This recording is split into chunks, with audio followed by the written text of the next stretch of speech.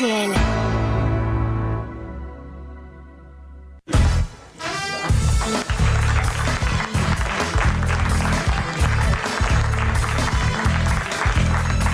Bonjour et merci de rejoindre notre festival théâtral car dans quelques instants notre invité d'honneur sera Michel Villermoz qui incarne avec talent sur la scène de la Comédie Française le personnage le plus brillant du répertoire français, Cyrano de Bergerac. Voici vos grosses têtes.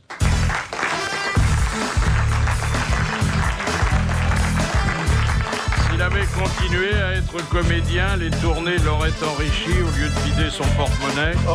Jean-Jacques Perroni. Bonjour. Le genre de patron a proposé la débauche en même temps que l'embauche. Jacques Maillot. Bonjour. Bricoleur en électricité, en plomberie et en flèche assassine, Bernard Mabille. L'âge venant, il ne passe plus les troisièmes mi-temps qu'avec son labrador. Thierry Roland. Bonjour. Quand il roule au bois de Boulogne, les buissons étendent leurs branches pour caresser ses sacoches. Jacques Bellutin.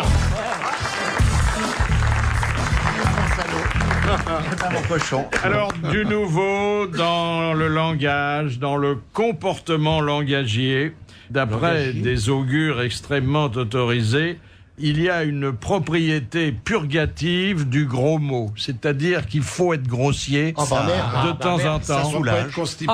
Ça libère. C'est une façon d'éliminer des forces parfois obscures et quelquefois dangereuses. Oui. Alors, bon, les gros mots, il faut se mettre d'accord sur les gros mots. Hein. C'est lequel qui libère le mieux? Gros con.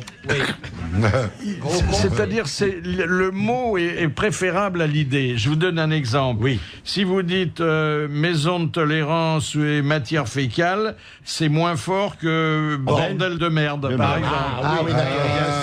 Ça c'est sûr. Oui, c'est évident. C'est plus long à dire. C'est plus long à dire. Il faut prendre le mot le plus grossier. Quoi. Oui, le plus grossier. Mais il faut pas le dire n'importe où non plus, hein, c'est ça. Il faut tenir compte aussi des tendances. Hein. Oui. Si vous dites zut, ça fait un peu vieillot. Ah ouais, ouais. Hein? Ouais. Flûte aussi. Ouais. Aussi. Même crotte de bique. Ah bah diantre. Ou palme bleu, alors là, C'est pour baladure, ça. Il n'y a plus que Jacques Maillot pour parler comme ça. Oui, encore, oui. En revanche, vous pouvez traiter quelqu'un de bâtard parce que les banlieues ont repris Oui, c'est revenu. C'est revenu à la mode. le langage médiéval. Oui. Ça, c'était typique. On peut traiter son boulanger de bâtard. Bâtard, ça vient surtout du rap américain, je vous signale. Mais c'était amusant en Algérie. À Alger, moi, quand j'ai fait mon service militaire, il voyait un petit dans une poussette, il faisait « Oh, le joli petit bâtard !» Et les parents étaient ravis. Et Bouffon aussi. Bouffon, c'est revenu. Bouffon, ça date de l'Ancien Régime. Ouais. Hein. Bouffon. Ça date des rois de France. Et paltoquet, c'était joli. Pas le jockey, ça, alors les gens se précipitent non pas pour vous foutre sur la gueule, mais pour chercher un dictionnaire. Ouais, c'était joli. j'aimais Non, bien je vous conseille Charogne. Charogne, c'est Oui. pas mal. Charogne, ça fait bien. Charogne. Moi, je tournais avec un metteur en scène, il disait « Mais arrêtez ce pandémonium !» Et personne ne savait ce qu'il voulait dire. Sagouin, c'est très vieux. Ah oui, mais c'est joli. oui, ça dit encore, hein. Quel sagouin. Ouais, mais alors, le féminin, c'est pas joli. Mais Hein. Sagouin, le capitaine Haddock le disait dans les Tintins. Il y a aussi Avorton, mais ça me vexe plus depuis longtemps. Non. Fada. Fada, c'est à Marseille. C'est dans le Midi, ça, Midi. c'est dans du- le Depuis Midi. le Corbusier qui avait construit la maison Ah oui, du Fada. Fada. hein. le Mais Fada. ça, c'est du. Elle est ça, c'est complètement ça. fada. Alors il est bon de proférer des injures ou des insultes à connotation sexuelle. Ah bah bien sûr, enculé. Petite bite. Ouais, ça, c'est- Ah oui, ça aussi. Ah, ça fait mal. Hein. ça fait mal, Ça fait mal. Évitez d'employer les deux en même temps parce que c'est pas possible.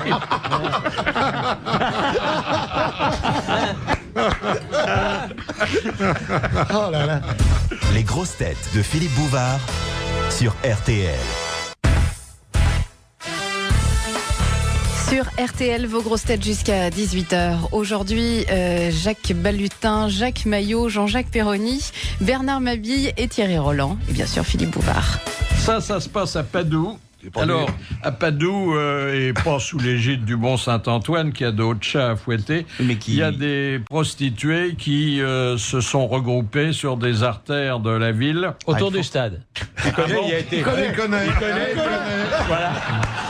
Il connaît les bonnes adresses. Demandez, il connaît les adresses. Voilà, c'était le guide de Thierry Roland. Ah ouais. Et alors? Guide de la 3e mi-temps. Voilà, autour du stade. Alors, ces jeunes femmes qui exercent le plus vieux métier du monde ont voulu s'insurger parce que les clients en cours de négociation se voyaient verbalisés. Oh. Ah bah oui. Comme à Paris. Ils devaient payer une forte amende. Alors, pour les dédommager, tout client qui arrive chez une dame avec sa contravention se voit offrir gratuitement la prestation. Ah oui, c'est gentil. Ah, ça c'est sympa. C'est pas mal, ça. Ah ouais. C'est bien, ça. On l'a fait sauter, la contravention, de toute façon. Ah, c'est sympa, ça. Mais elle vérifie que c'est bien une contravention. oui. Ah oui, pas pour stationnement, oui, bah non, pour Stationnement illicite. pas pour excès de vitesse, parce que non. Ah non. Ah, c'est sympa. Ah, ça, c'est- On parle beaucoup de la contrefaçon. Alors d'abord parce que la loi est de plus en plus sévère sur la contrefaçon. Ensuite, parce qu'il y a à Paris un musée de la contrefaçon. Oui. Ah bon? Oui. il paraît qu'il y a des faux socialistes en ce moment qui circulent dans Paris. Mais bon, moi j'en sais rien. Et qu'on expose des faux articles à Paris. Et on espère que ça donnera pas des idées aux contrefacteurs. Pour en savoir plus, je vais passer un coup de téléphone. Marc-Antoine Jamet, bonjour. Bonjour. Je vous appelle parce que vous êtes président de l'Union des fabricants et que vous devez réagir à cette exposition de faux articles. Vous trouvez ça souhaitable, oui ? J'ai cru comprendre que vous étiez sur les plus vieux métiers du monde. Alors il y en a un féminin que vous avez décrit, mais contrefacteur c'est l'autre. Malheureusement aujourd'hui il fait perdre à la fois des emplois et des investissements. Il vaut mieux réagir, oui, et essayer de faire en sorte qu'il y ait un peu moins de fautes, copies ou d'imitations. Un faux Philippe Bouvard, ce serait pire encore que de faux candidats. Oui, non, ça alors je suis pas d'accord déjà, ça Vous fait beaucoup. renonceriez, vous adhériez à l'Union des fabricants. Dites-moi, mais il y a eu des lois de plus en plus sévères contre les contrefacteurs. On risque 300 000 euros d'amende et 3 ans de prison, 500 000 euros d'amende ou 5 ans de prison si on fait partie d'un réseau criminel, d'un gang, d'une bande organisée ou si on récidive. Donc en effet, y compris la personne qui en achète, qui en diffuse, qui en consomme de la contrefaçon, de luxe, des produits automobiles, des jouets, risque des peines d'amende assez fortes et des peines de prison relativement importantes. À telle enseigne que dans des hauts lieux du commerce délictueux, comme Vintimille par exemple, il y a de moins en moins de gens et les douaniers sont en embuscade des deux côtés de la frontière. Il note votre numéro d'immatriculation du côté de Vintimille, de Bordighero, de San Remo, de Bordighera, et le divulgue aux douaniers français, aux policiers français, aux gendarmes français qui vous attendent de l'autre côté, ce qui n'est pas très agréable parce qu'on paye 2 amendes, le prix de la valeur authentique du produit que vous avez acheté, et puis d'autre part l'amende judiciaire que j'évoquais. Faut mieux faire attention. Oui, mais monsieur, à Séoul, il y a tout un quartier où ils vendent que de la contrefaçon. Alors le problème c'est que Séoul n'est pas en Italie, c'est devient plus difficile d'arrêter les voitures. Oui, ça il savait pas, Thierry. C'est Thierry, ne vous inquiétez pas. Il sait où Séoul. Il sait où sont les putes à Padoue, mais Séoul, ça, le pauvre Thierry. Non, mais il est visité le quartier en question, hein. Ah oui. Le problème, c'est qu'en effet, par exemple, les maillots de la Coupe du Monde de football étaient vendus en Allemagne avant même qu'ils soient sur le dos de Zidane pour ceux de l'équipe de France. Qu'on a peur qu'avec la Coupe du Monde de rugby, il se passe la même chose à Paris et qu'on est à peu près sûr sur les Jeux Olympiques de Pékin, et Thierry Roland a raison, les équipements sportifs, les vêtements de sport, les chaussures de sport, et notamment de football ou d'athlétisme, sont les premières choses qui sont copiées. Comme les grandes marques sont européennes, c'est un tout petit peu dommage quand même de voir un savoir-faire, une création, parce que généralement tous ces équipements intègrent pas mal de technologies. Or aujourd'hui, on peut tout copier, y compris les médicaments, hein. Et notamment sur Internet, malheureusement. Et ça, c'est dangereux, hein. On voit arriver des médicaments. Alors, il y a des médicaments qu'on appelle des médicaments de confort de vie, inducteurs sexuels, pour être clair, du Viagra. Oui. Mais il y a aussi des antibiotiques, il y a aussi un certain nombre de médicaments qui sont des médicaments qu'on donne à des enfants, des médicaments qui sont des médicaments contre les grandes maladies, contre le sida, contre le paludisme, qu'on trouve vendus sur Internet et qui ne contiennent que de la poudre de perlimpinpin. En plus, avec un faux Viagra, vous êtes ridicule, hein. C'est ridicule. Moi, je me suis fait refiler La dame est triste et le monsieur est déçu. Je me suis fait refiler des faux suppositoires, ils étaient en bois, je vous raconte pas les échardes.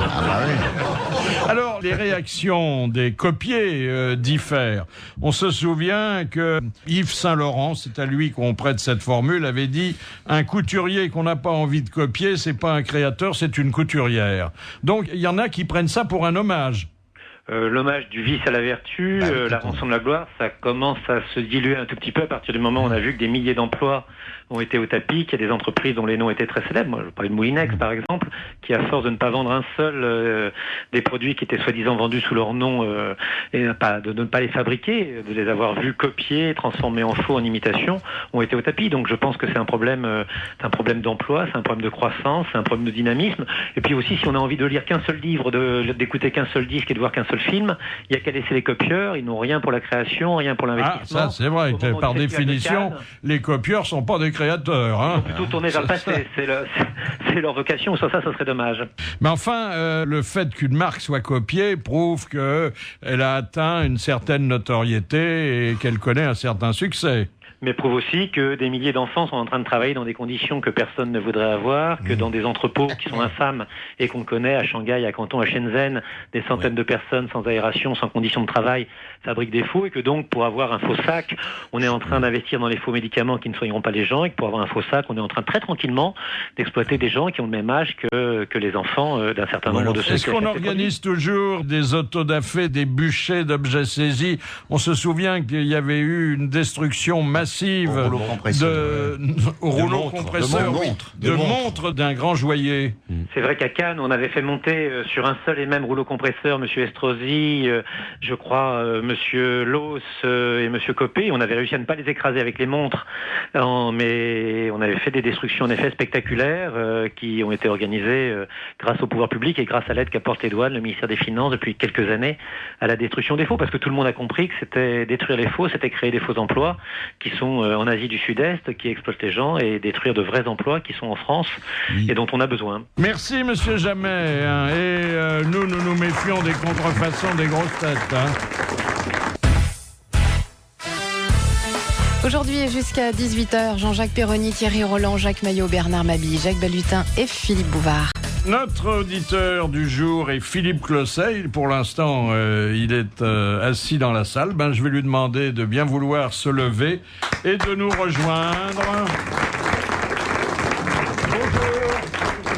Asseyez-vous, mon cher Philippe. Voilà. Alors, il est beau, il a une cravate. Il fait un col blanc, très secteur tertiaire. Hein. C'est le métier qui veut ça. Alors, le métier? La défiscalisation. Notre rêve à tous. Vous parliez d'impôts, c'est l'âge de faire payer moins d'impôts. Et ça coûte cher de faire payer moins d'impôts? Ah, ça coûte un peu cher pour celui qui investit, parce qu'il y a un support immobilier derrière. Ah bon, mais vous n'enseignez pas à tourner la loi? Non, pas du tout. Non, mais à en profiter. On profite des lois. Voilà. Et d'ailleurs, le nouveau président de la République, dans les premières mesures qu'il doit prendre, c'est de limiter à 50% les impôts par rapport aux revenus. Oui. Et surtout, de pouvoir déduire les intérêts d'emprunt par rapport à la résidence principale. Donc pour on ne pouvait pas les déduire, les emprunts, jusqu'à présent. Jusqu'à présent, non. Uniquement pour la résidence principale. Ah oui. Donc pour nous, c'est un peu moins intéressant, mais... Ça va faire l'affaire de Thierry Roland, qui a toujours l'air un peu emprunté, hein. Ah, oui, mais enfin, c'est intéressant de pouvoir avoir moins d'impôts à payer. Et vous pourrez déduire aussi vos frais de dentier et de déambulateur. Il a un dentier, Thierry ? Il a un claquoir, quoi. Oui. Et les frais de... Mais il y a quand même... pas mal de gens en France, ce ne sont pas les plus nombreux qui paient énormément d'impôts. Mon record, c'est quand même 270 000 € d'impôts. Ouais. Oui, ça fait beaucoup déjà. Hein. Et alors, grâce à vous, ils ne payent plus rien maintenant? On va dire un peu moins. Un peu moins. Ouais. Parce que si, comme il le veut, mais peu à peu, Nicolas Sarkozy supprime tous les impôts, ça va vous mettre au chômage, ça, hein? Non, parce que il en restera toujours de toute façon. Ouais. Alors, qu'est-ce qu'il faut acheter pour être défiscalisé? Il fut un temps où on achetait des containers, où on achetait de l'immobilier dans les dom-toms. Moyennant quoi, pour économiser 50%, on perdait 100%. Voilà, c'est ça. C'était très bien, ça. Il y a eu de mauvaises affaires. Ah oui, plutôt. Les lois Malraux vendues 3 fois. Loi Malraux, voilà, très bien. Secteur sauvegardé dans les centres-villes. C'est-à-dire que pour résumer, de 1 000 € à 7 000 € d'impôts, c'est la loi de Messine ou la loi d'Eurobien recentrée qui a été modifiée l'année dernière. Oui, c'est très simple tout ça. Au-delà de 10 000 € d'impôts, vous avez monument historique ou la loi Malraux. Alors, le monument historique, ça, quoi, il faut prendre une part de l'Arc de Triomphe? Non. Non, ce sont... il y a un peu de châteaux ou alors des appartements... il faut acheter un château pour payer moins d'impôts. Oui. Voilà. Bah, dites donc. La toiture, je peux vous dire que vous payez moins. Hein. Non, en fait, on peut acheter une petite part d'un château. Généralement, c'est le château. Ceux qui achètent les châteaux n'ont aucun problème. Hein, ah oui, ils payent plus d'impôts après. Voilà. Ah, des dents. J'ai acheté la grille. Vous pouvez pas acheter un château, on ferait l'émission là-bas? Oui, on ferait le château des grosses têtes. Voilà, ça serait sympa. C'est joli comme titre en plus. Ah oui. Oui, ça s'appelle Star. On fait des films. On ferait un centre d'accueil pour jeunes femmes de qualité. Voilà. Oui, délaissées. Faut pas que ce soit loin d'un stade, alors. Sans ça, on n'aura pas de tir. On pourrait acheter un stade. Bah oui. En tout cas, c'est un métier qui a bien marché. Mais avec le bouclier fiscal, ça va se calmer? Disons que la plupart des Français, étant donné qu'ils vont pouvoir déduire leurs intérêts d'emprunt par rapport à la résidence principale, et que le gouvernement, va pousser à... Donc à on va acheter davantage, parce que comme on pourra déduire ça... Mais ça existait dans le temps, les intérêts. Oui, ça existait. Moi, quand j'ai acheté mes appartements, mais il y a longtemps. Je retirais les intérêts de mes impôts. Je peux rajouter quelque chose, M. Bouvard? J'ai presque envie de vous appeler Philippe, parce que j'ai assisté à la première émission des Grosses Têtes en 1978. Mais il avait quel âge? Alors, je vous connais. J'avais 17 ans à l'époque. Ah oui, je me disais. Je venais de ma province natale. L'émission était différente et pour moi, vous êtes un monument. Ah ben oui. Oui, il y a eu. Ça peut chier une part. Je vais prendre une part du monument. Je dis d'ailleurs aux jeunes filles intéressées que si elles viennent me visiter, elles ne paieront rien. Absolument rien. C'est un très beau monument, ceci. Oui. Ah, vous étiez de la première. On était au moins deux. Hein. Il y avait Monsieur Balutin déjà. Ah, c'était pas la première alors? Parce que moi, j'étais pas là la première. Non, mais monsieur, 78. Monsieur Closset a dit 78, or nous avons commencé en 77. 17 avril. Vous avez donc raté les premières émissions, mais moi aussi. Mais vous étiez jeune. Merci, Monsieur Closset. Merci à vous. Les grosses têtes de Philippe Bouvard, de 16h à 18h, c'est sur RTL. Tous les jours, RTL vous en offre plus. Ça peut vous arriver. Vous défendez un maximum de gens comme moi qui sont impuissants. Avec Julien Courbet. On n'a pas toujours un avocat ou un juriste sous la main. 9h30, 11h30. Nous sommes très heureux pour vous et si nous avons pu vous rendre service, sachez que nous en sommes vraiment très très heureux. Du lundi au vendredi sur RTL. Aujourd'hui, vous bénéficiez de la chère présence de Jacques Maillot, de Jean-Jacques Perroni, de Bernard Mabille, de Thierry Roland et de Jacques Balutin. Et puis notre invité d'honneur qui me fait chaud au cœur car c'est depuis très longtemps le premier invité qui fait partie de la Comédie Française que je reçois. Notre premier subventionné délègue rarement ses meilleurs acteurs. Or, il se trouve que chaque soir, après avoir séduit le public de Cyrano, il tente d'apprivoiser le hasard. C'est Michel Villermoz.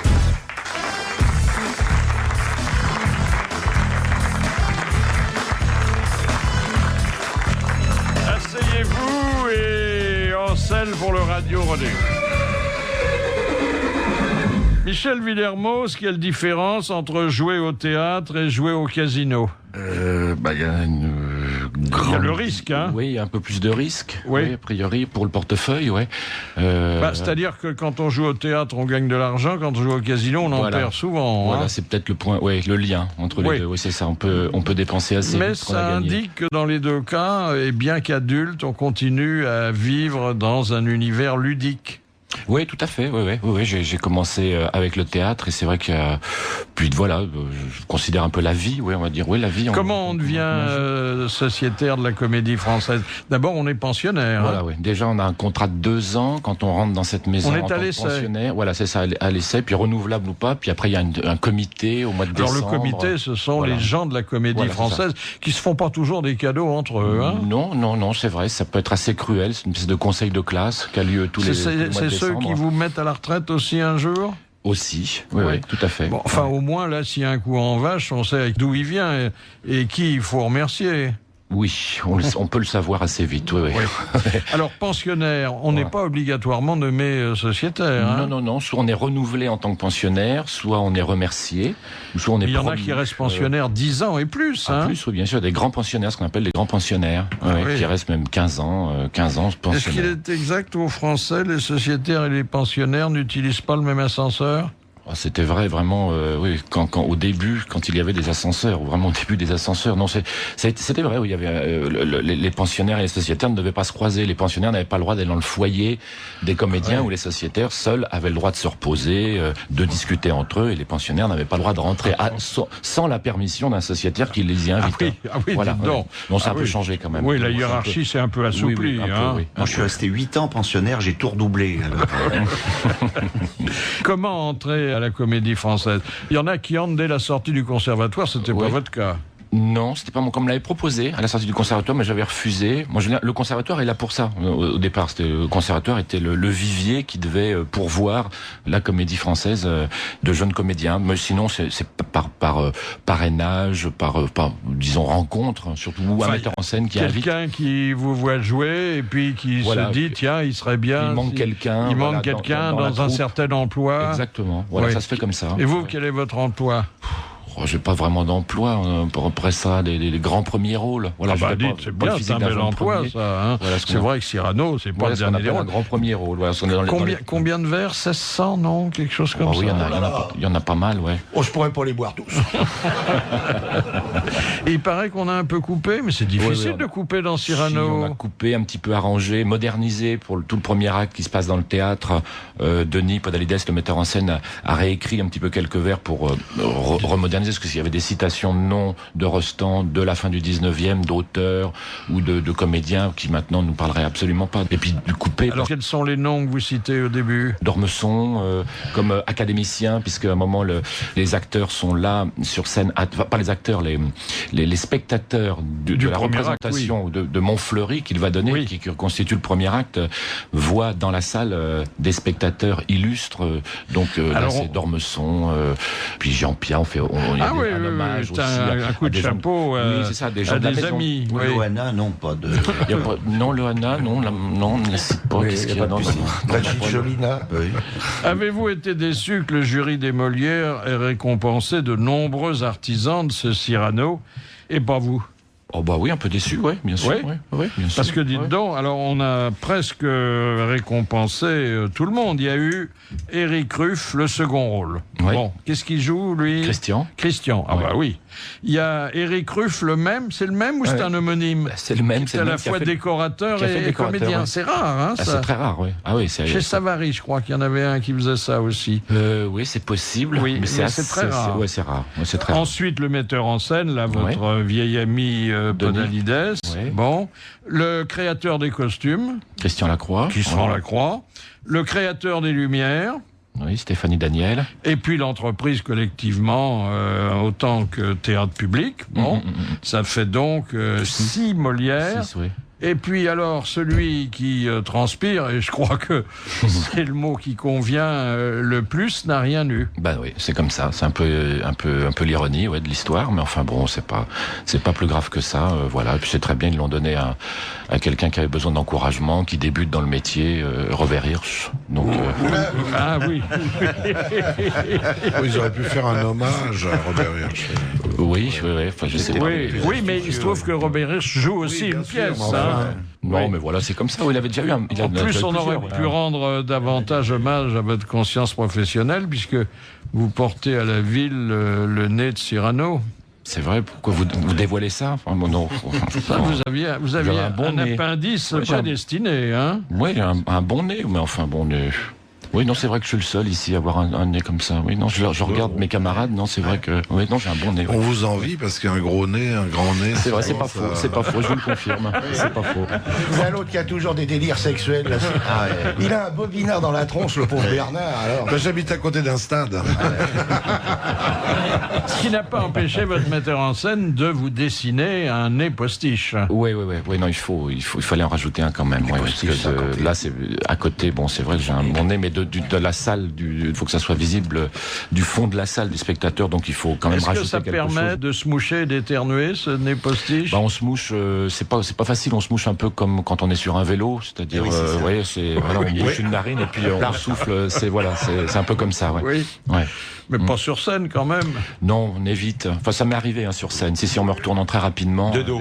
Un peu de dos, très vite comme ça. Oui, non, ça arrive aux comédiens même sans nez. Absolument. Oui. Pas à vous, mais à certains de vos prédécesseurs que le nez tombe, qu'il soit mal collé, que... Ça a pu arriver. Non, il est très très bien collé. Non, il tient très très très bien. Il est très léger, une espèce de mousse de latex et c'est très confortable. C'est arrivé à Michael Jackson. Ouais. Ah oui.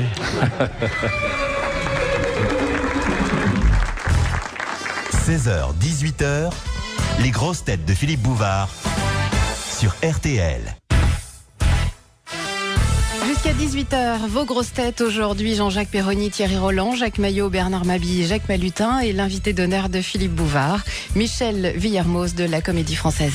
Question de Madame Girardin de Lyon, qui a dit « La belle époque, c'est maintenant. Une époque où la moindre des choses vaut beaucoup d'argent et où beaucoup d'argent ne vaut pas grand-chose. » C'est mort? C'est mort. Et la profondeur de cette remarque risque de vous égarer. C'était très profond, alors. C'est très profond et il n'avait pas la réputation de... Frédéric Dard? Non, il avait la réputation de jouer davantage avec les mots qu'avec les... Raymond DeVos? Raymond DeVos? Non. Pierre Dac? Pierre Dac. Bonne réponse de Jacques Maillot. Et la deuxième citation envoyée par Madame Roche, qui a dit « Une carrière réussie est une chose merveilleuse, mais on ne peut pas se blottir contre elle la nuit quand on a froid. » C'est mort, ça aussi. C'est mort, c'est bien Mort de froid. Mort de froid, oui. C'est un homme? Une femme, et elle voulait dire par là que c'était très joli, Sarah Bernard. une grande réussite, mais que ça remplaçait pas une vie privée. Comédienne? Colette? Comédienne. Edwige Feuillère. Non. Bien avant. Française? Arletty? Pas Cécile- française. Ah, Pas française. Mais West? mais ouais, c'est Rita Hayworth. Marilyn Monroe. Marilyn Monroe. Bonne réponse de Bernard Mabille. Ah ben oui, mais c'est joli, hein. Oui, Comme quoi il y a des actrices Elle a qui, pas dit que des sans bêtises, leur hein. dialoguiste, Non, non. arrivent à dire des choses bien sûr. assez Regardez profondes. Sophie hein. Marceau. C'était une femme intelligente, Marilyn Monroe. Oui, Mais c'était joli ce qu'elle avait Bah, dit. elle a fréquenté des grands intellos Oui, aussi. oui, oui, hein. tout à fait. Arthur Miller. Miller, c'était Oui, pas c'était pas n'importe rien. qui. Hein. C'est un gay. Joe DiMaggio, un peu moins quand même. moins, il ouais. était sympa Ouais, comme mec. ouais. Ouais. Qu'est-ce que vous pensez des metteurs en scène intello? Il doit y en avoir. Hein. Oui, il y en a. Peut-être de moins en moins, j'espère. Mais c'est vrai que oui, il y a eu toute une ère du metteur en Qu'est-ce que scène. vous Ça a leur l'air de reprochez passer- ça a l'air de passer de mode un peu. Oui, je pense que le Les comédien Claude Régis, revient- les machins comme ça s'en va un peu.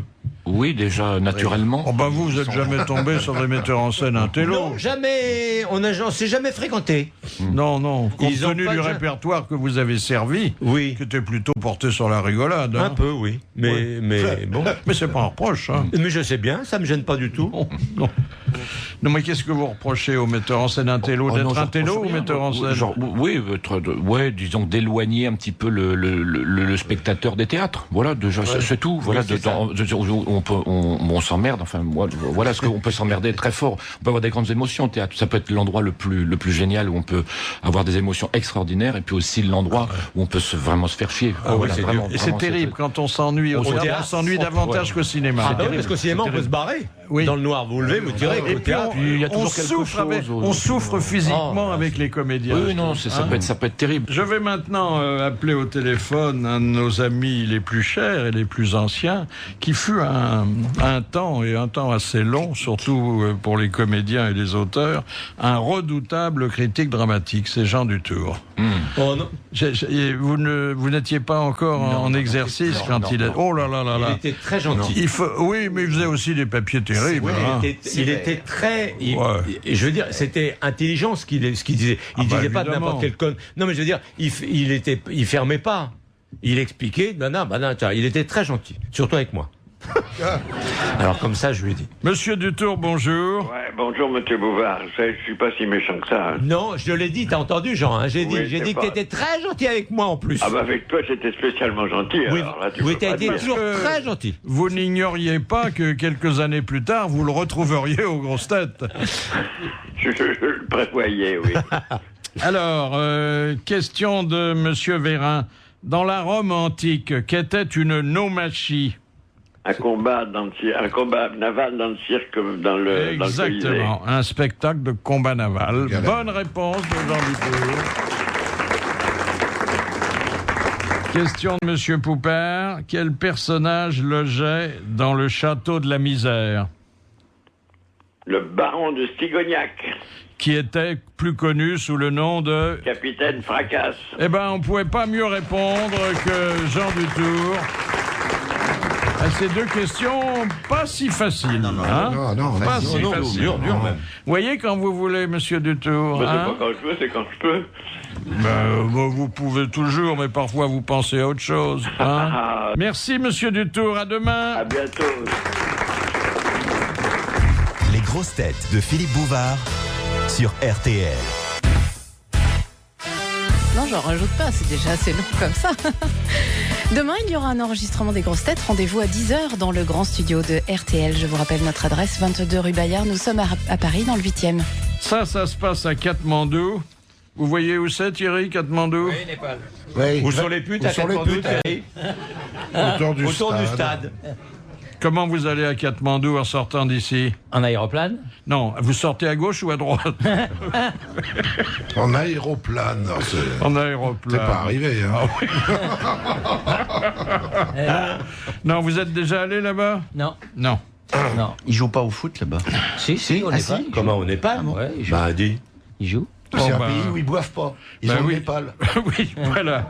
J'attendais celle-là. Elle est venue. Hein. Alors, il y a au centre de Katmandou la statue d'un dieu hindou qui est une statue que les autochtones surveillent particulièrement. Parce qu'en 1934, à la veille d'un grand tremblement de terre, la statue a commencé à suer. À exsuder, plus exactement. En 2001, elle a remis ça et c'était à la veille du massacre au Palais Royal. Vous savez, il y a un membre de la famille qui a tué 9 autres. Moi, j'étais à Château-Chinon il y a 15 jours le dimanche, devant la statue de Mitterrand. Elle s'est mise à suer le soir. À la fin du deuxième tour. Il faut bien surveiller la statue parce que le jour où elle va péter, ce sera la fin du monde. Et bien là, de nouveau, elle s'est mise à exsuder. Alors on se demande qu'est-ce qui va se passer. Qu'est-ce qui va se passer? Alors une fuite d'eau, mais enfin bon. Bah, c'est peut-être les grandes vagues, là.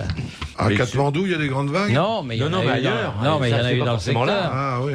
Des tsunamis. Ouais. Non, mais là, ça concerne plutôt le pays, visiblement. C'est haut, en plus, Katmandou. Ah oui. Oh là. Oh là. C'est une vague de 3000 mètres. C'est plus haut que le Mont-Saint-Michel. Ah oui. Oh là. Pour arriver à vélo, hein. Oh là. Alors, des nouvelles du prince Harry. Il n'ira pas en Irak parce qu'il est menacé de mort. Attends, ils ont retrouvé. Pire, il est menacé d'être enlevé et qu'on demande une rançon. Il ira en Afghanistan. C'est plus riant. L'Afghanistan, c'est bien sûr. C'est courageux parce qu'il voulait y aller. Il voulait y aller. Oui, non, il savait qu'on l'empêcherait. Il est troisième sur la liste.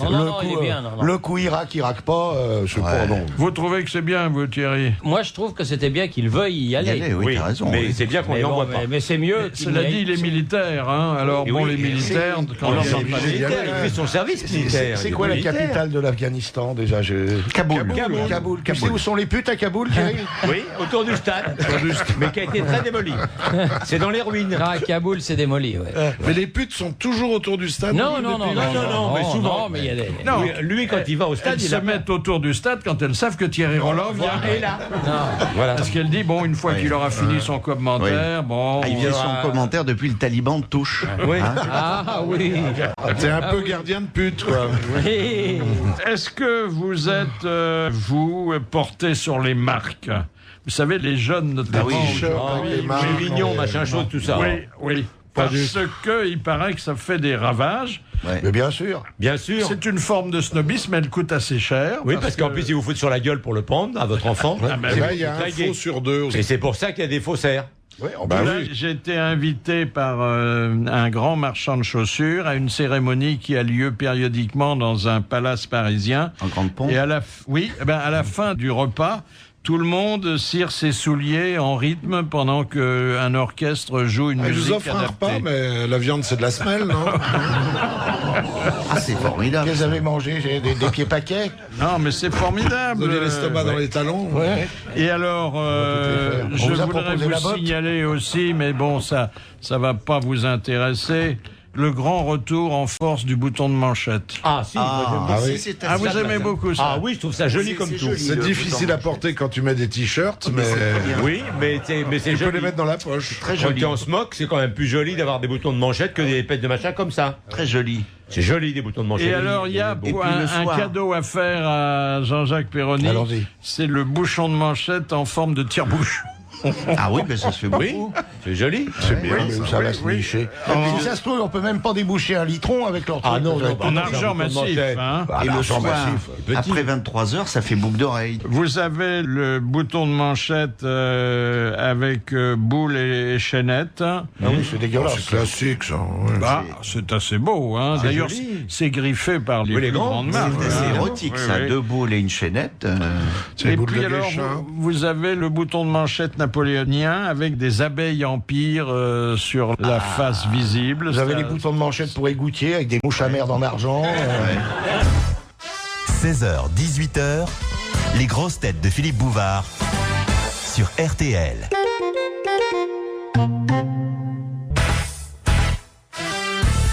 La suite de vos grosses têtes avec l'invité d'honneur, Michel Vuillermoz de la Comédie Française. Puisqu'on en est à... On est dans le coin. On en est aux particularités sémantiques.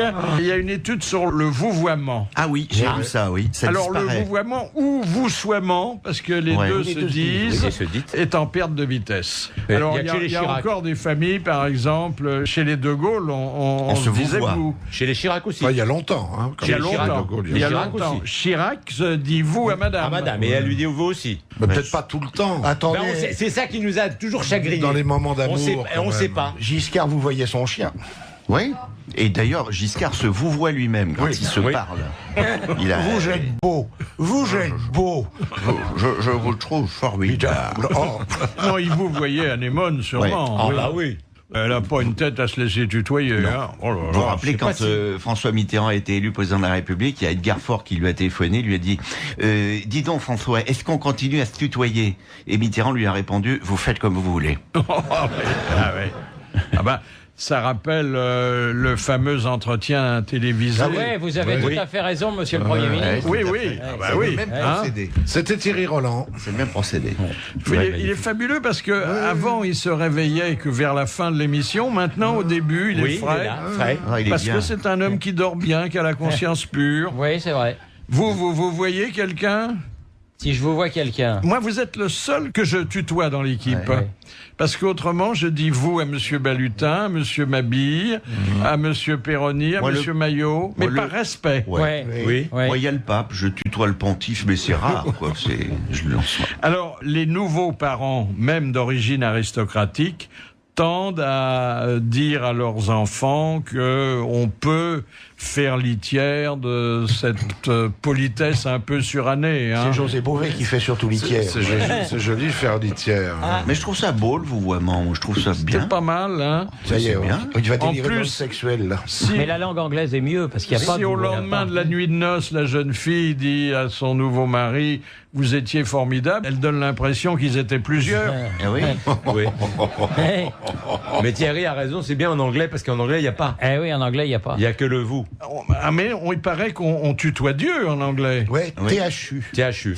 Tu. Ah oui. Avec un T majuscule. Quand on va au CHU, c'est qu'on est malade. Hein. Aussi. C'était Jacques Maillot. Ça, c'est nouveau et pour l'instant, c'est pas chez nous, c'est à Johannesburg.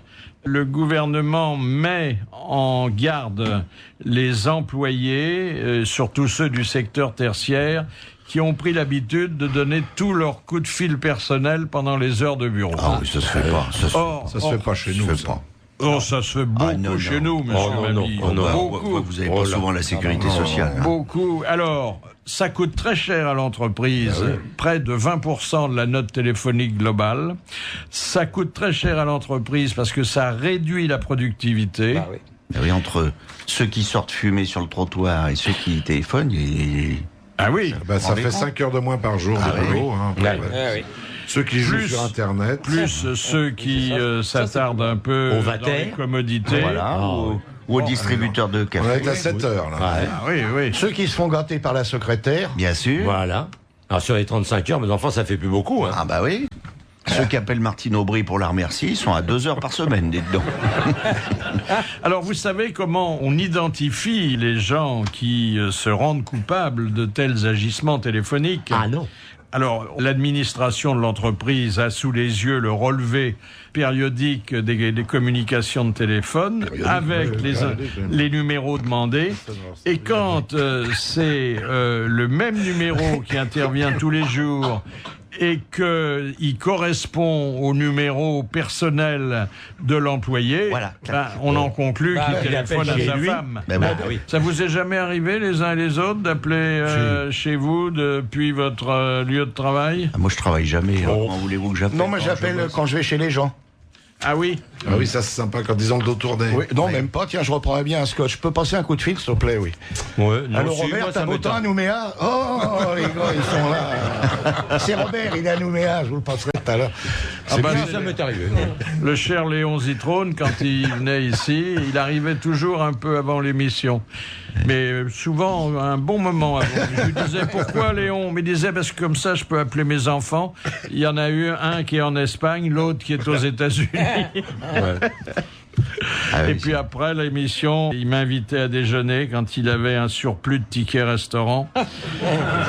En Iran, vous évoquiez, cher Jean-Jacques Perroni, les vélos voilés. Oui. Eh ben, on y est. Ah bon? Car ils roulent avec des roues voilées. Aujourd'hui, on fabrique des vélos islamiques pour les femmes qui sont censés dissimuler leur forme grâce à une cabine qui couvre la moitié du corps. Oui, on appelle ça une voiture.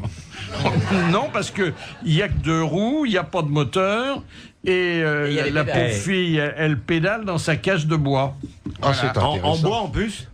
Ça va être bien. Alors, avec ça, Gurka, je présume. Ah bah oui. Ils vont tous se casser la gueule. Je sais pas si vous êtes au courant. Attendez, pédaler avec la robe qui se prend dans le pédalier, dans une boîte où on voit rien. Il va y avoir du macabé, mes enfants. Non, mais ils sont en plein progrès là-bas. Vous vous rendez compte où ils en sont, hein? Oh là là, c'est pas terrible. Faudrait qu'on leur envoie nos mini-jupes, hein? Oui. Oh là là. Oui, ça les soulage. Pourquoi vous avez des mini-jupes, vous, Philippe? Ah oui, au bois. Au bois le soir, avec ses barésilles. Le président iranien en mini-jupe, ça lui irait bien. Hein. Ah ouais, charmant. Puis des belles idées. Puis social, hein, il enrichit même l'uranium. Oui, non, sympathique. Les grosses têtes de Philippe Bouvard, 7 jours sur 7, c'est sur RTL.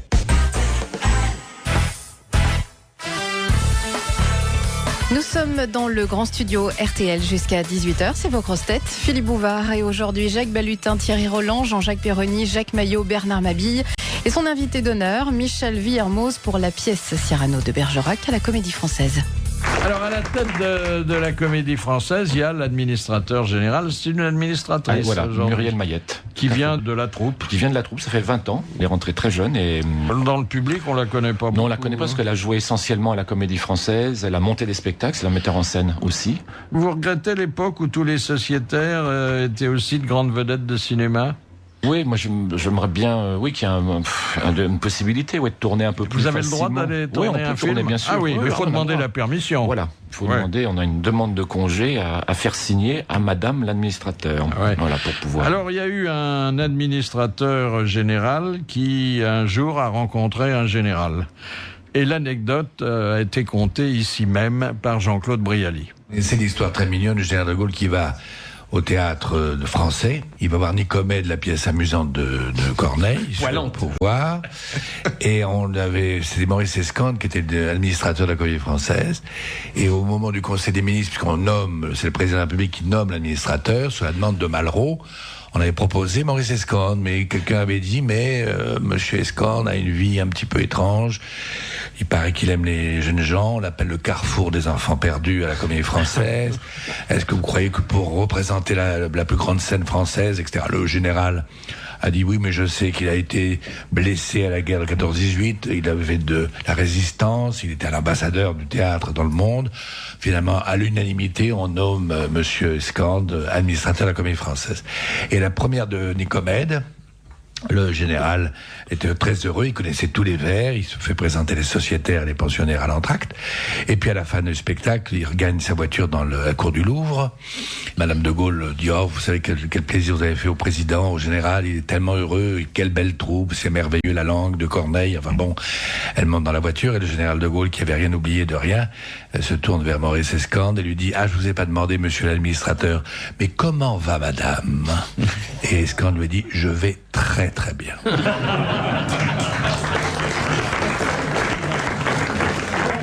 On a vu une avec De Gaulle aussi. De Gaulle et Pompidou à l'entracte. Vous la connaissez, à l'entracte du partage de midi, là, de Claudel. Oui.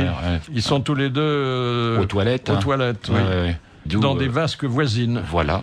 Et Pompidou se retourne vers De Gaulle et lui dit belle pièce, hein, mon général. Et De Gaulle lui dit s'il vous plaît, tournez-vous. Ça fait partie de notre patrimoine. Je reviens aux Molières. Est-ce qu'il y a avant les prix sur scène, des magouilles en coulisses? En coulisses, non. Non, officiellement, pas en coulisses. On veut dire que non. c'est sérieux. Non. Qu'est-ce qui vote pour les Molières? On ne sait pas. Il y a 1700 votants. On ne sait pas qui. Il y a des comédiens. Moi, je vote plus. Vous votez plus? Il m'envoie plus. Ah oui? Ah bon? Non, c'est bien. Il m'envoie pas ni pour les Molières ni pour les Césars. Je me demande ce que je fais dans ce métier. Il y a des metteurs en scène, des directeurs de théâtre, il y a pas mal de gens, mais c'est vrai qu'il n'y a pas tout le monde. Enfin, la profession est loin d'être représentée. La profession est loin d'être représentée. Vous considérez-vous comme un fonctionnaire? Non, pas vraiment, non. Vous êtes payé par l'État? Absolument. Vous avez la retraite très tôt et une vraie retraite? Voilà, je suis payé 12 mois, oui, tout à fait. Ah, vous touchez des 12e en plus, hein, maintenant que vous êtes sociétaire. Voilà, c'est ça, on a des parts, alors ça c'est très compliqué, on a des 12e de parts de bénéfices de la société. Vous êtes intéressé aux bénéfices. Exactement. C'est comme à la loterie nationale, on touchait bien des 12e, non, quand on gagnait. Les 10e. Les 10e, voilà, c'est ça. Vous avez des tickets restaurants, des choses comme ça? On peut avoir, oui, on a surtout une cafétéria, voilà, où on peut manger pour un prix très raisonnable. C'est-à-dire combien? Pour 5-6 euros, on a un bon repas. Bon, voilà, mais on en a pour 5-6 euros dans l'assiette aussi. Hein. C'est pas non plus d'une qualité. Non. Voilà, non. C'est pas. Faut dire qu'il y a beaucoup de restaurants autour. Ça friserait la concurrence déloyale. Hein. Oui. Un jour, on est nommé doyen. Voilà, c'est beau être de doyen de la Comédie Française. Hein. C'est qui actuellement? C'est Christine Fersen. Catherine Samy, après 50 ans de maison, a pris sa retraite. 50 ans de maison. Elle a fait un jubilé en janvier. Et depuis, c'est Christine Fersen. Voilà, qui est donc la plus ancienne dans la maison. Pas forcément la plus âgée. Pas forcément l'acteur. La plus ancienne dans la maison. Dans la maison, c'est ça. Vous êtes combien de sociétaires? De sociétaires, on est 39. Et pensionnaires? Quinzaine de pensionnaires. Il y a beaucoup moins de pensionnaires. On doit être 55, je crois. C'est pas énorme. Non, c'est pas énorme. Pour assurer, parce que vous avez fait des spectacles dans 3 salles? Dans 3 salles, plus des tournées. Mais Muriel Mayette a l'intention vraiment d'engager encore un peu plus pour arriver à une troupe d'une 60aine de comédiens. Qu'elles viennent ici. Il y a de très bons comédiens. Je verrais bien Thierry Roland faire sur le tard. Dans le dormeur du Val. Mais non, trop vieux. Les grosses têtes de Philippe Bouvard, 7 jours sur 7. C'est sur RTL. Il y aura un enregistrement des grosses têtes demain. Rendez-vous à 10h dans le grand studio de RTL. Philippe Bouvard, ses sociétaires et puis ses invités d'honneur. Demain, par exemple, Nelson Montfort à l'occasion de Roland-Garros qui débutera le 27 mai jusqu'au 10 juin. Et puis Charles Pasqua sera là aussi pour parler de son livre qui s'appelle Ce que je sais. Rendez-vous donc demain dans le grand studio à RTL à 10h. Le canard, vous savez, le canard a de grandes leçons sexuelles. Le canard WC? Non. Le canard. La bébête? La bébête. Le sucre qu'on trempait La bébête a de grandes leçons sexuelles à nous donner. Bien sûr. D'abord parce qu'il a un grand sexe. D'abord sur la modération, parce que le canard qui ne pense qu'à ça a souvent une paralysie des pattes. Sans blague. Non, mais on sait que le canard n'arrête pas. Oh là là. Dès qu'il a un moment, hop, et la Cannes, qui est trop sollicitée. Et c'est son festival en ce moment. Surtout la... Et il y va tellement qu'il a le col vert, d'ailleurs. Vous parlez de la canne blanche ou de la canne de couleur? La canne ordinaire, qui se voit sollicitée 10 fois par jour. Vous rendez Elle en a 10 fois par jour. Alors, c'est pour ça que quand elle voit arriver le paysan, ça les ferait plus du tout. Elle va arriver légionnaire, elle se marre. Sauf si le paysan a une commode. Elle a la canne et lui, il a la béquille. 10 fois par jour. Alors qu'est-ce qu'elle fait, cette pauvre canne? Non, mais c'est les canards aveugles qui font l'amour avec les cannes blanches. Alors, tout ça pour vous dire, c'est une particularité anatomique extraordinaire qui confirme que la nature fait bien les choses. Oui, elle a le cul en zigzag. Presque. La nature a doté les cannes d'un vagin avec des diverticules latéraux en cul-de-sac. Voilà. Qu'est-ce que je vous avais dit? Des roulements à billes. Non. Il croit qu'il est dedans, il est à côté. Hein, c'est ça? Ah, mais ça m'est arrivé, moi, ça déjà. Ah ouais. Moi aussi. Je croyais que j'étais dedans, j'étais dans le sable. Alors, le canard. Sur la plage à Cannes. Le canard qui peut allonger son pénis à volonté. Oh là là. Oh le vénard. Oh là. J'en avais une toute petite, ça faisait 1 mètre, on était des putains par an. Le canard peut s'insérer dans la canne, qui ne peut pas s'y opposer, sauf qu'une fois qu'il a terminé et qu'il se retire, généralement à la campagne, au bord de l'eau. La canne, elle fait au cul parce qu'elle a Canadair.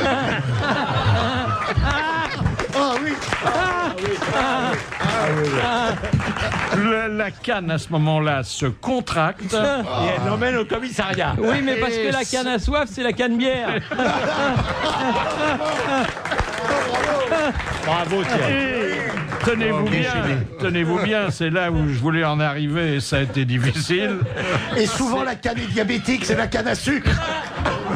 Ces rainures se contractent et expulsent la semence de l'amant non désiré et on peut bien le dire abusif. Voilà. Ça remplace le bidet, quoi. C'est ça. Alors qu'elle est dans l'eau. Elle est pas dans l'eau. Il y a des cannes à terre. Elle se fait au sec, même. Ah non, dans l'eau. Ah bon? Oui, j'en ai vu. Regardez au Bois de Boulogne, enfin. Ah bah non, mais c'est des canards spéciaux au Bois de Boulogne. Oui. C'est les canards brésiliens, là-bas. Attends.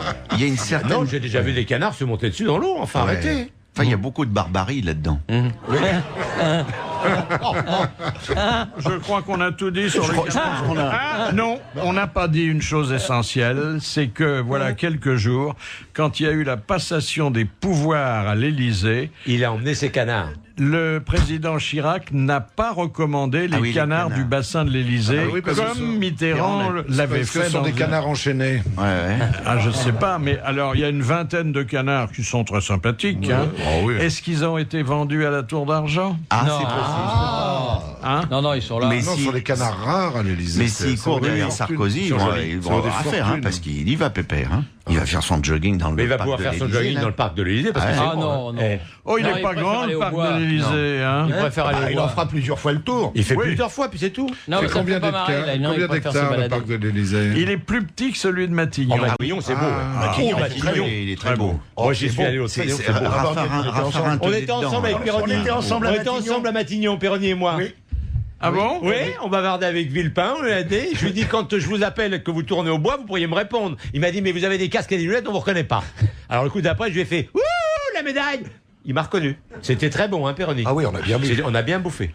Mais à quel titre vous étiez On était invités. Mais à quel titre? Parce que Jean-Paul Belmondo recevait la plus haute distinction de la Légion d'honneur. Et on est des copains à lui, on y était. Ouais, dites donc. Voilà. Ah oui. C'est très sympathique. C'est une façon de récupérer un peu de vos impôts, quoi. Exactement. Moi, je me suis il m'a dit le C'était bon. Oui, c'était très bien. Le champagne était délicieux. Et il m'a dit, j'ai dit, dites donc, c'est quand même plus agréable d'habiter là qu'à Boulogne-Billancourt. Il m'a dit non. Si je vous montrais les appartements, c'est une honte. Oui. C'est vrai que c'est pas très beau. Il paraît que c'est très laid. Mais le salon en bas, c'est beau. Mais le parc surtout. Le parc. Mais tout est dans le salon. Le parc. Puis un petit pavillon, vous avez vu dans le jardin? Oui. où on peut aller prendre le café. Oui. Mais là, maintenant, ils ont mis des pelles et des râteaux. Et plus si affinité. Et plus si affinité.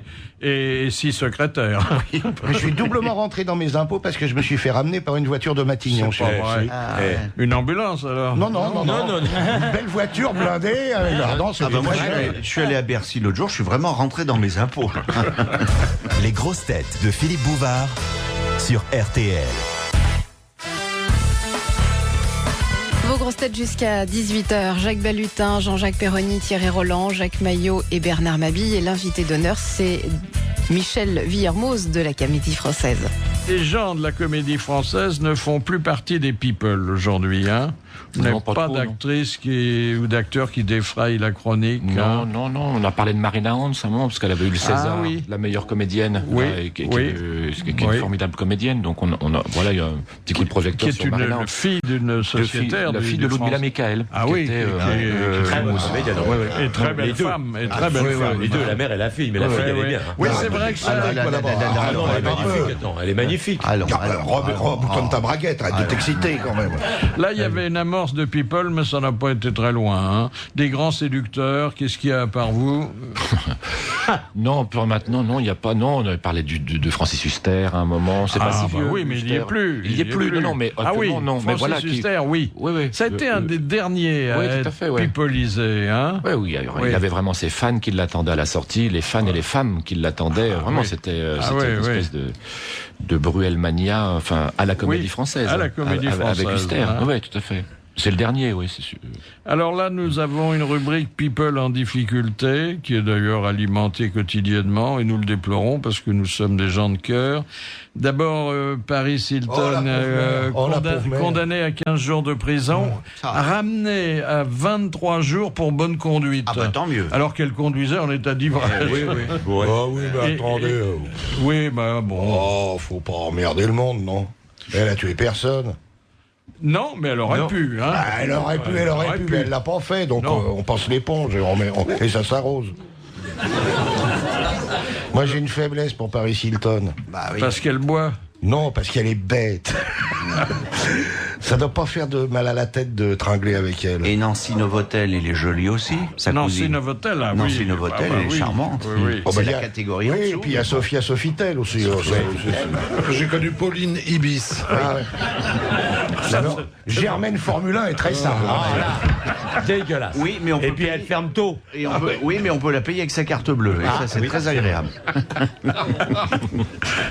Non, mais la pauvre Paris, moi, elle me fait de la peine, vous voyez. Je la prendrais bien chez moi à la recueillir. C'est terrible. Corinne Formule 1, vous mettez votre carte de crédit directement dans la fente. Absolument. Voilà, on l'avait évité celle-là. On l'avait pas dit.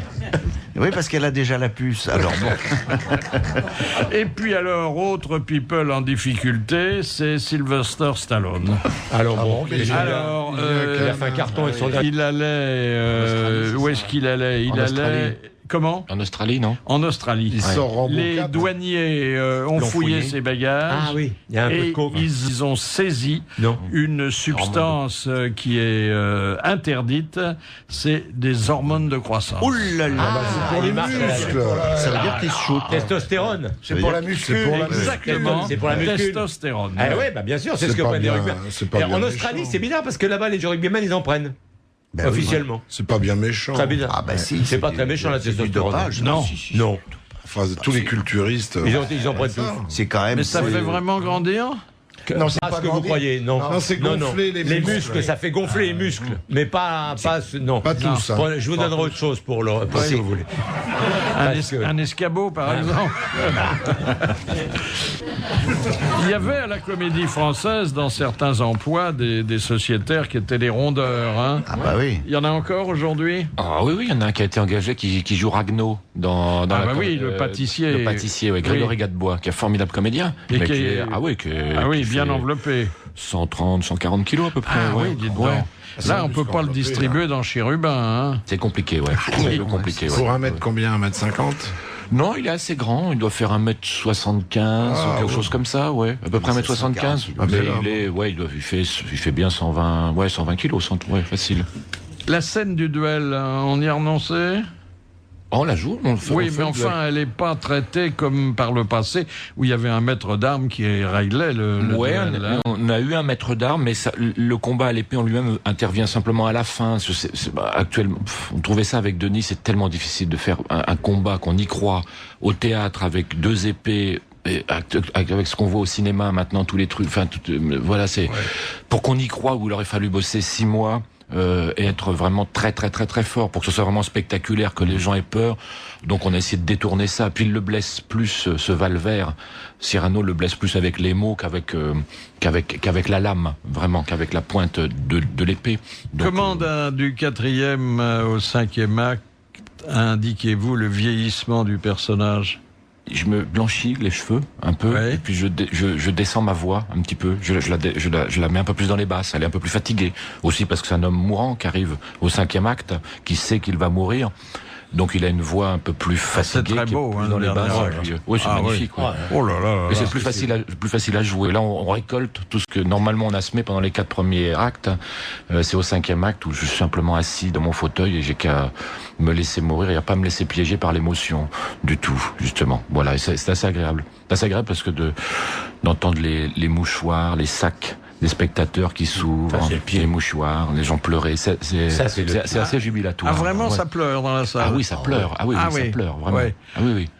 Hommes et femmes. Ce qui est un peu gênant, c'est que le type qui est mort, qui revient saluer au moment des rappels, là, c'est le théâtre. Ah bah oui, c'est le théâtre. Les grosses têtes de Philippe Bouvard, 7 jours sur 7, c'est sur RTL. Michel Villermoz, pensionnaire à la Comédie Française, est l'invité d'honneur de Philippe Bouvard jusqu'à 18h. Présent également sur le plateau Thierry Roland, Jacques Balutin, Jean-Jacques Perroni, Jacques Maillot et Bernard Mabille. Je vais maintenant passer un coup de téléphone. Moi aussi, vous voyez, je passe des coups de téléphone pendant les heures de bureau. Oui.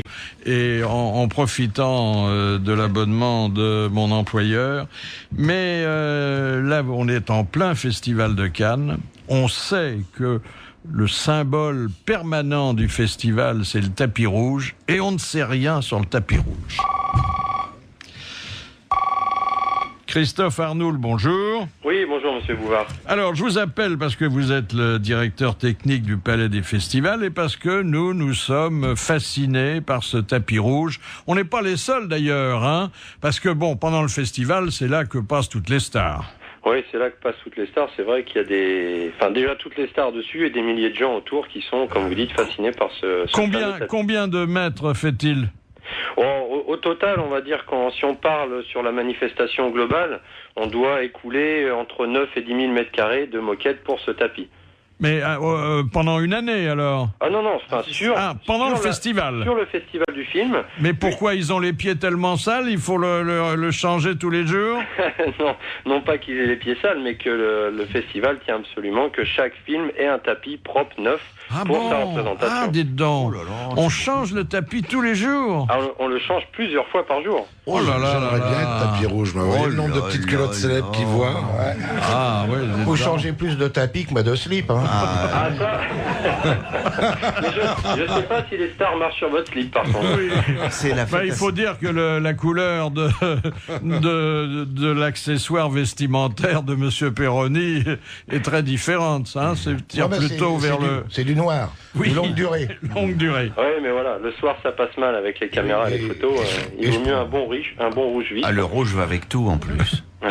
Enfin, le tapis rouge, c'est une vieille histoire. Hein. Dérouler le tapis, tout ça, ça remonte très loin, bien avant le Festival de Cannes. Alors, ce qui est aussi remarquable, c'est que même quand il n'y a pas le Festival du film ou d'autres manifestations, ce tapis reste et qu'il est peut-être encore plus fréquenté. Complètement.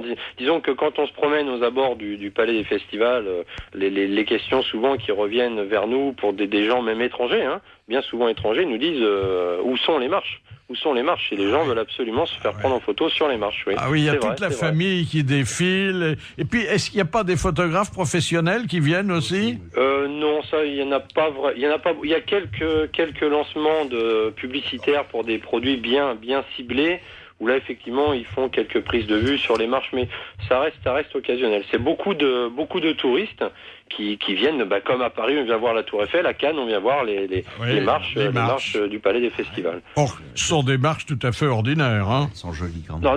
même. Oh, mais si, c'est jamais que des marches. La Tour Eiffel c'est que de la ferraille, c'est comme si... Évidemment, mais bien sûr. Et le Sacré-Cœur, un machin dégueulasse, une charcuterie... Jolie meringue. Ah oui, tu parles. Est-ce qu'on s'habille toujours autant pour les projections? Ah, complètement. C'est tenue de soirée obligatoire. Et alors, vous avez vu Sharon Stone? Personnellement, je l'ai vu de loin sur des écrans, puisque je rôde pas trop dans les zones où sont les vedettes et les stars. Mais oui, je suis au courant qu'il y a toutes les vedettes qui passent. Dedans. Elle était à la fois habillée et pas très habillée, hein. Ça, je vous laisse juger. Hein. Les robes de soirée des grands couturiers sont souvent très peu fournies en matière. Vous vous souvenez de cette actrice qui était venue avec un décolleté fessier? Je crois que c'est Mireille Darc. Elle avait la robe du grand blond. La robe du grand blond, elle avait. Victoria Abril. C'était superbe. Il y a eu Victoria Abril aussi. Victoria Abril aussi. Mais ce sont des souvenirs que vous devriez avoir, monsieur Arnauld, ça quand même. Ce sont les bons comtés du métier. Certainement. Mais encore une fois, on n'approche pas toutes ces personnalités. On est là pour mettre le tapis et s'effacer ensuite. Alors vous faites la lessive à la main, quoi. Non, parce que c'est des produits qui sont consommables. Voilà. Une question que Jean-Jacques Perroni n'ose pas vous poser. Est-ce que parfois... après un gala, il y a des tâches suspectes sur le tapis. C'est dommage qu'on soit par téléphone, je vous aurais montré les photos. Bravo, monsieur. Merci, monsieur Arnauld. Bien sûr que non. Ah oui, il peut se passer toutes sortes de choses. Surtout qu'il y en a qui arrivent passablement éméchés. Hein. Vous avez monté les marches? Si, je les ai montés. Ah si, alors c'était pour comment je me suis disputé de Desplechin il y a quelques années. Monté et descendu, ouais. Il faut bien repartir après. Non, mais je dis descendu parce que c'est plus impressionnant de les descendre, je trouve, à la fin du film que de les monter. Parce que quand on se descend les marches, donc on est face et on voit la foule. Autrement, on voit pas, oui. Et c'était impressionnant. J'en étais avec Denis Podalides, on descendait ces marches et... on sortait du film où, comme toujours à Cannes, il y a des applaudissements extrêmement nourris qui durent très très très très longtemps, mais qui ne veulent absolument rien dire.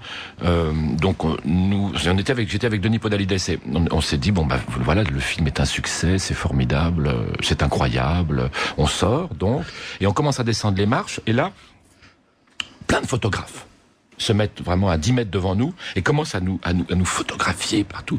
Et avec Denis, on se regarde, on se dit c'est passé un truc, je pense qu'on nous a revus dans le film, ça y est, c'est parti. Je crois que c'est parti pour nous, c'est sûr, parce que tous ces photographes, on était inconnus en montant les marches, maintenant, en les redescendant, tous ces photographes, c'est un truc incroyable. Puis à un moment, il y a un photographe qui fait un signe de la main, comme ça, qui dit, poussez-vous, s'il vous plaît, poussez-vous, dégagez. Donc, et tous les photographes commencent à vraiment nous dire, poussez-vous. Puis on se retourne avec Denis, parce qu'il fallait qu'on se pousse, et il y avait Naomi Campbell, qui descendait derrière. Donc, on s'est regardé, on s'est marré avec Denis, puis ça nous a remis vraiment dans la réalité du métier. Voilà. Et ça a été un succès, le film? Oui, c'était un succès, mais c'est tellement bizarre, Cannes, c'est tellement, tout le monde se lève, c'était un accueil triomphal. Alors mais c'est à la durée des applaudissements que ça se juge. On nous avait dit là vous avez eu 10 minutes d'applaudissements, ce qui est pas beaucoup parce que hier ils ont fait 15 minutes d'applaudissements. C'est quand même donc ils ont un peu plus de chance pour un prix. Mais c'est un peu tellement ça fait partie. C'est bizarre quand même. Un peu bizarre, oui. Et on peut pas en déduire que c'est si quand il y a quelques applaudissements, ça vaut mieux que quand il y a rien quand même. Oui, il y a dû avoir des mais c'est très bizarre. Moi, souvenir un peu comme vous tous de Piala, moi ça m'avait un peu choqué. Quand il engueulait les gens là. Non, c'est lui d'abord, c'est lui qui s'est fait engueuler d'abord. C'est les gens qui l'ont engueulé. Oui, c'est lui qui l'a voilà. Alors, ce qu'il leur avait répondu était très bien. Il a dit mais moi aussi je ne vous aime pas. Sachez que si vous ne m'aimez pas, moi je ne vous aime pas non plus. C'était très bien. C'est pas mal. C'est bien, moi je trouve. Ça manque un peu ça manque des Piala. Son cinéma puis l'homme aussi qui ose, qui a les. Vous voyez ce que je veux dire? Je peux le dire. C'est comme Hollande qui avait dit je n'aime pas les riches. Hein. Oui. Lang a dit ça? Hollande. Hollande. Parce qu'il adore les riches, Lang. Ah bah oui, il aime tout le monde, Lang. Hein. On n'en entend plus parler, il nous manque. Attendez, il va y avoir législative, il va bien être forcé de causer un peu. Il se représente, non? À Boulogne. Oui, sûrement. Boulogne-sur-Mer, pas Billancourt. Il va peut-être se faire un petit sous-secrétariat d'État après les législatives. Vous pensez que... Ce serait bien que Nicolas le recase. Ah oui. Il nous manque, là. On se laisse un peu pousser les cheveux et on dirait André Rieu. Voilà. C'est vrai. Oui, jouer du violon. Hein. Là. Moi, il me rappelle Freddy, le mec des films d'horreur, un peu. Hein? Ah oui, il y a un peu de ça. Oui. Freddy en vacances chez les Givarons. Oui, il y a ça. RTL, 16h, 18h, les grosses têtes de Philippe Bouvard.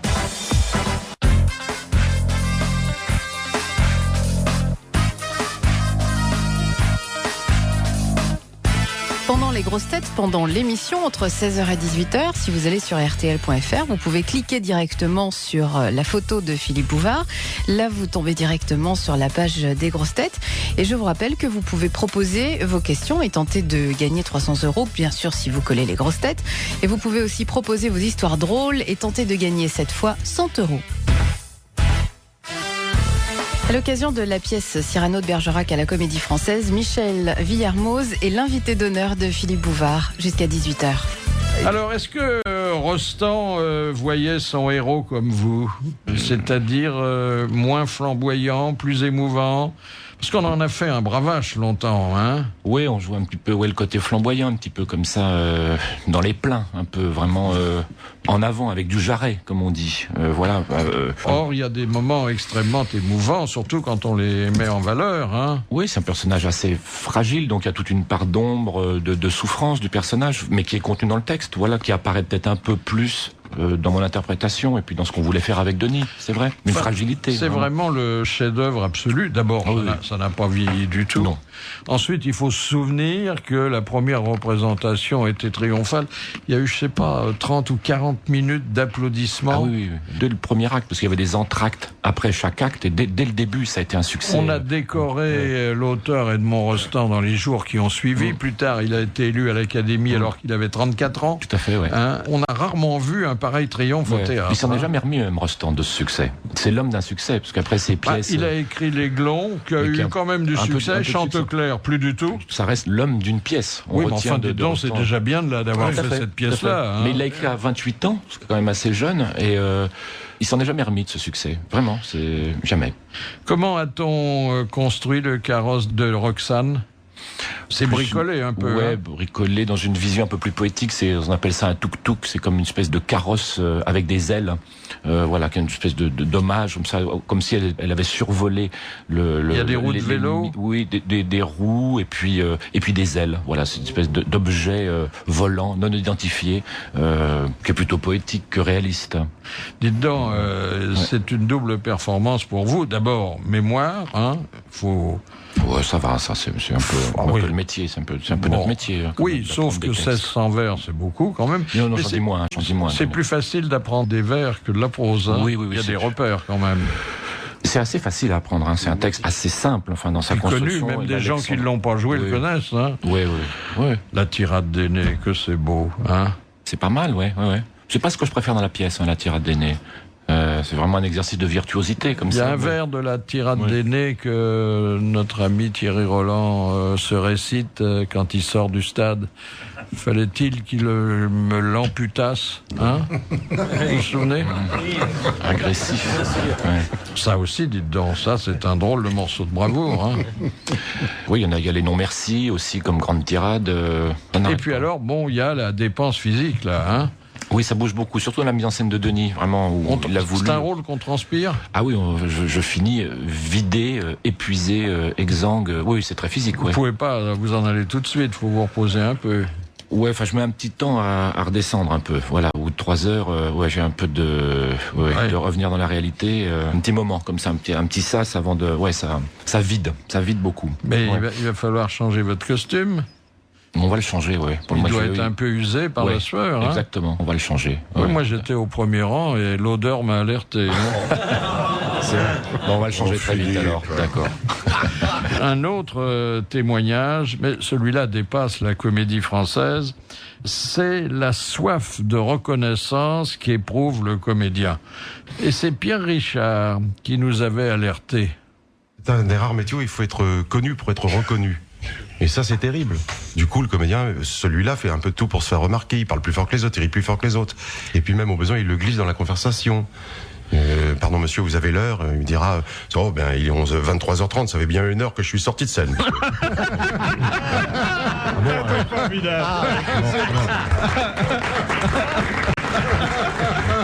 Alors, vous êtes comédien, on ne peut rien vous cacher.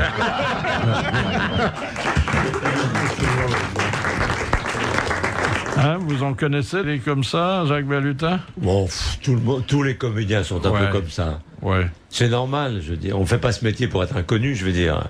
Mais qui dit sauf que quand on est très connu, on n'a plus besoin de rappeler le métier qu'on exerce. Non, bien sûr que non. Mais même quand qu'on croit qu'on est connu et que les gens vous disent « Bonjour, monsieur Baradin », on redescend vite. Il y a des leçons d'humilité qu'on vous donne tout le temps. L'autre jour, il y a une femme qui vient vers moi, qui dit « Vous ». Alors bon, elle était jeune, elle était pas mal, je commence à frétiller. « Ah, ce que je vous aime !» Bon. Ça commence bien, hein. Et elle me dit « Je peux vous embrasser ?» Ça se refuse pas. Et elle m'embrasse et on s'embrasse. Elle me dit « Ah, quel plaisir quand je vais raconter ça. Ah là là !» Et puis, elle me dit, en baissant la voix, « Au fait, comment vous vous appelez ?» c'est marrant, vous étiez à côté d'un stade. Les grosses têtes de Philippe Bouvard, de 16h à 18h, c'est sur RTL. Jusqu'à 18h sur RTL, vos grosses têtes, Philippe Bouvard et aujourd'hui Michel Villermoz de la Comédie Française. Thierry Roland, l'Élysée vous a pas pressenti pour un poste parce qu'on débauche les journalistes, hein? Non. Bon, pourquoi un conseiller sportif? Bien sûr, tu regardes bien au sport. Parce que Madame Bachelot, elle s'y connaît en sport? Oh, je pense un petit peu. Mais si elle a besoin de conseils, on lui en donnera. Il y a des mecs derrière. Entre Bachelot et Boutin, Sarko, il va être tout petit entre les deux.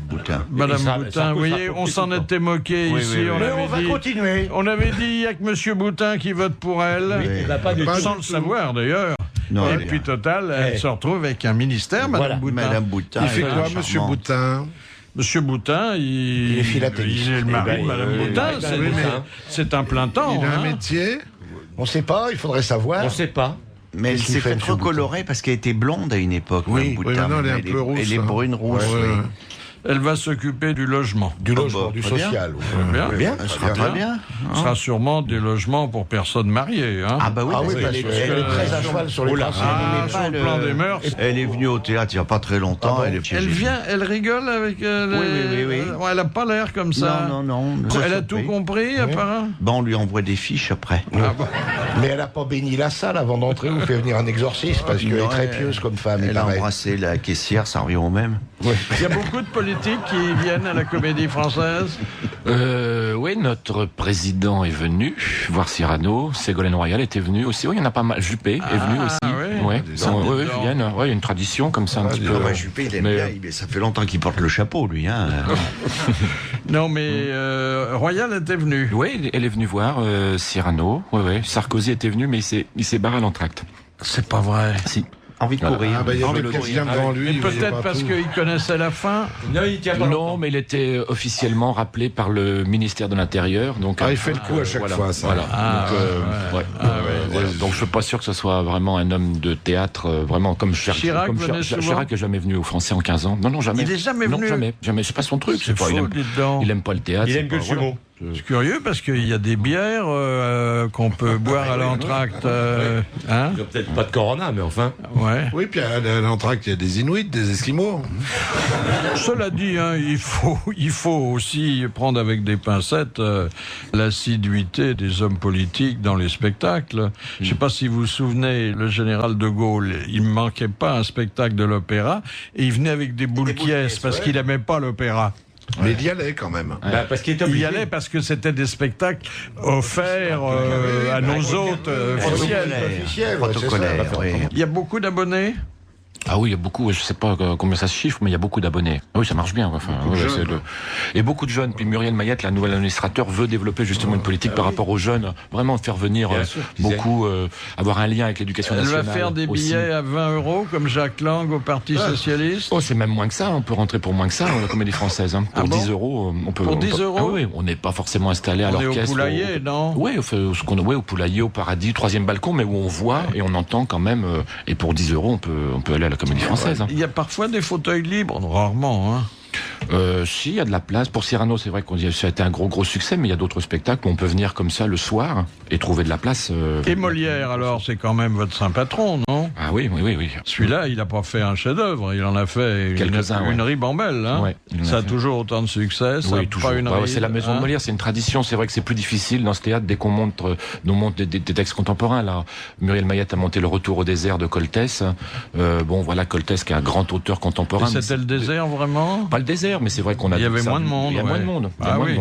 Malgré le fait. Généralement, dans le désert, il n'y a pas beaucoup de monde. Oui, on croise rarement, mais bon, c'est vrai que il n'y a pas foule. C'est pas le lieu. C'est Comédie Française. Enfin, c'est aussi le lieu pour présenter des auteurs contemporains. Il y a une salle qui est plus portée sur le nouveau répertoire. Oui, le Vieux Colombier ou le studio à la Pyramide du Louvre, où là, il y a des textes peut-être plus difficiles. Alors, du nouveau dans la peinture, Monet, ça vous dit quelque chose, Monet? Oui, Monet.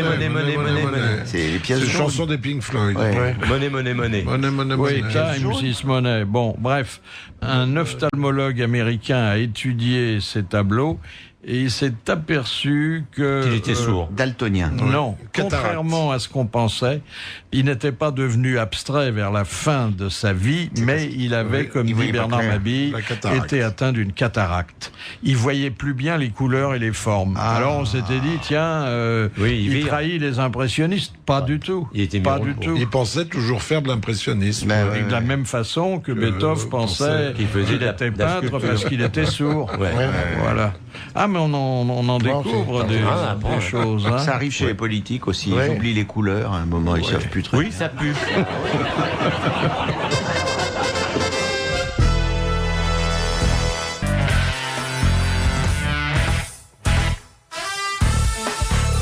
Puisque j'ai quelques secondes, je vous rappelle que demain, il y aura un enregistrement des grosses têtes à 10h dans le grand studio RTL. Pour ce soir à 18h, RTL Soir, Patrick Cohen. À 18h30, le grand juron, Laurent Gérard. Et pour le moment, suite et fin des grosses têtes avec Philippe Bouvard, Bernard Mabille, Jacques Maillot, Thierry Roland, Jean-Jacques Perroni, Jacques Balutin et son invité d'honneur, Michel Villermoz. Question de Monsieur Vérin. Qu'était au XIVe et au XVe siècle un braquemar? Une arme. Oui, exactement. Une petite dague. C'était non. Une épée qui avait quelle particularité, Monsieur Balutin? Elle avait un col roulé, un gros pommeau qui protégeait la main. Non, elle avait deux. Elle avait deux côtés affûtés. Deux tranchants. Exactement. Très bien, bravo. C'est une bonne réponse de Jacques Balutin et de Jean-Jacques Perroni. Question de Monsieur Félix de Poitiers. Au Japon, qu'est-ce qu'un onagata? C'est un sumo, ça? Non, c'est un comédien. Mais quelle particularité? Il joue les rôles de femmes. Il joue les rôles de femmes. Ça, oui. Bonne réponse de quelqu'un qui a commencé de cette façon. Bernard Mabille et Jacques Balutin. T'as joué les rôles de femmes, toi? T'as joué les rôles de femmes? Si Philippe le dit... Non, jamais. Ah bon? J'aurais bien aimé. Je croyais que vous aviez été travesti au début. Ah, mais c'était pas au théâtre, c'était dans le bois. Ça me rassurait. Ça m'étonnait que je l'ai pas su. Derrière le stade, là où passe Thierry. Question de Monsieur Folenfant. Comment s'appelle la boule rouge du billard? Elle a un nom? Du billard? Oui. La mère. Et d'ailleurs, la belle-mère. C'est un substantif qui a donné lieu à un verbe qu'on emploie parfois la carambole. Oui, exactement. Bonne réponse de Jean-Jacques Perroni. Et quand on dit caramboler, ça va plus loin que le billard. Qu'est-ce que Noé, demande Madame Brémond, fut le premier être humain à voir? Un bateau. Non. L'horizon. Non. À voir. À voir? Oui, c'est le premier qui ait vu ça parce que c'était un signe du Seigneur. L'aurore boréale. L'arc-en-ciel. L'arc-en-ciel. Bravo. Bravo, Thierry. Toute la salle est debout. On est content pour lui. Qu'est-ce qu'on est content. C'est des grands jours. Il parle en dormant et parfois ça tombe pile au moment. Et d'ailleurs, quand il pleut sur le stade de Padoue, il y a un arc-en-ciel formidable. Voilà. Quand les grossesses finissent. On est toujours ému d'assister à votre réveil. Ça nous fait entrer un peu dans votre intimité. Je sais, Philippe, je sais. Moi, je vous ai vu dormir des heures et des heures. Bien sûr. Alors et vous osiez pas me déranger? Alors qu'on vit pas ensemble. Mais non. Question de Madame Cauchois. En 1945, quelle actrice Sacha Guitry demanda-t-il en mariage et qui refusa? Arletty. Arletty. Bonne réponse de Jean-Jacques Perroni. Il sait tout, vous savez, tout. Tout. Impressionnant. Hein. Il en est, même, je dirais même angoissant. Ouais. Thierry Roland ne connaît que l'arc-en-ciel, mais Jean-Jacques... Parce que quand on sait avec quoi il arrose sa culture... Question de Monsieur Amorin. Pendant la guerre de 70, pourquoi les Prussiens dressaient-ils des faucons? Pour tuer les pigeons qui apportaient les messages. Exactement. Bonne réponse de Jacques Balutin. Ça va trop vite. Ça va trop vite. Ouais, mais là, le temps que le cerveau se mette en route, on a... Là, il y a un vrai stratège, là, tu comprends? Balutin, si vous saviez, Monsieur Villermoz, quand ses parents me l'ont amené pour la première fois, il savait même pas lire. Aujourd'hui, c'est un de nos meilleurs répondeurs. Maintenant, il sort de Saint-Cyr. Je suis un répondeur automatique. L'histoire du jour, elle a été envoyée par Monsieur Fayolle de Vimoutier. Elle va être racontée par Balutin et je vous préviens tout de suite, c'est une histoire de spectacle. Oui, c'est deux femmes qui sont à l'opéra, elles sont assises et au milieu d'elles, il y a une place vide qui les sépare. Alors au cours de l'entracte, elle lit connaissance. Je m'explique pas ce fauteuil vide entre nous alors qu'on refuse du monde. Et l'autre, c'est celui de mon pauvre mari. Vous avez retenu nos places bien avant sa mort. Enfin, écoutez, je suis désolé. Mais vous n'avez pas pu en faire profiter quelqu'un, un parent, un ami? Ben non, ils sont tous à l'enterrement.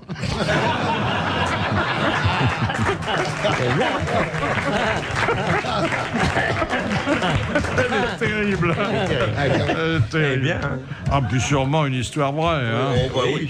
oui. Dernière citation que nous devons à Monsieur Groslet-Gagny qui a dit que l'Académie devait être amusante avant l'invention funeste de la pénicilline. Il y avait 4 ou 5 élections par an, ça faisait du va-et-vient. Des proches? Non. Quelqu'un d'Académie? C'est plus vieux que ça. Oui. Pagnol? Non. Et mort? Non. Jean Dutour. Jean Dutour. Bonne réponse de Bernard Mabille. Et puis un grand merci à Michel Villermoz d'être venu jouer. Et pour une fois, il n'a rien perdu, je l'espère, mais il n'a rien gagné non plus que notre considération. Le grand jeu des grosses têtes. Mes prochains invités seront Nelson Montfort et Charles Pasqua. Merci, bravo, à demain.